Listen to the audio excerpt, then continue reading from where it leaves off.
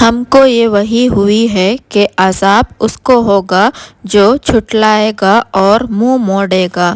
اس نے کہا، اے موسیٰ، تمہارا رب کون ہے؟ موسیٰ نے کہا، ہمارا رب وہ ہے جس نے ہر چیز کو اس کی شکل و صورت عطا کی، پھر راستہ دکھایا۔ فرعون نے کہا، پہلے لوگوں کا حال کیا ہے؟ موسیٰ نے کہا، ان لوگوں کا علم میرے رب کے پاس کتاب میں ہے۔ میرا رب نہ تو چوکتا ہے نہ بھولتا ہے۔ وہ ایسا ہے جس نے تمہارے لیے زمین کو فرش بنایا اور تمہارے ہی لیے اس میں راستے بنائے اور آسمان سے مے برسایا، پھر ہم نے اس سے طرح طرح کے میوے پیدا کیے، خود بھی کھاؤ اور اپنے چوپایوں کو بھی چراؤ۔ بلا شبہ ان باتوں میں عقل والوں کے لیے نشانیاں ہیں۔ اسی زمین سے ہم نے تم کو پیدا کیا اور اسی میں تم کو لوٹائیں گے اور اسی سے دوسری بار نکالیں گے۔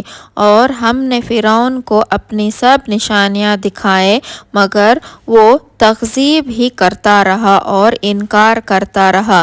فرعون نے کہا، کیا تم ہمارے پاس اس لیے آئے ہو کہ اپنے جادو کے ذریعے ہم کو ہماری زمین سے نکال دو؟ اے موسیٰ، تو ہم بھی تمہارے سامنے ایسا ہی جادو لائیں گے تو تم ہمارے اور اپنے درمیان ایک معاہدہ کر لو کہ نہ تو ہم اس کے خلاف کریں اور نہ تم، پھر آجا کسی ہموار میدان میں۔ موسیٰ نے کہا، تمہارے لیے تہوار کے دن کا وعدہ ہے اور یہ کہ چاشت کے وقت سب لوگ جمع ہو جاتے ہیں۔ تو غرض فرعون لوٹ گیا اور اپنا سامان مکر جمع کرنا شروع کیا اور پھر آیا۔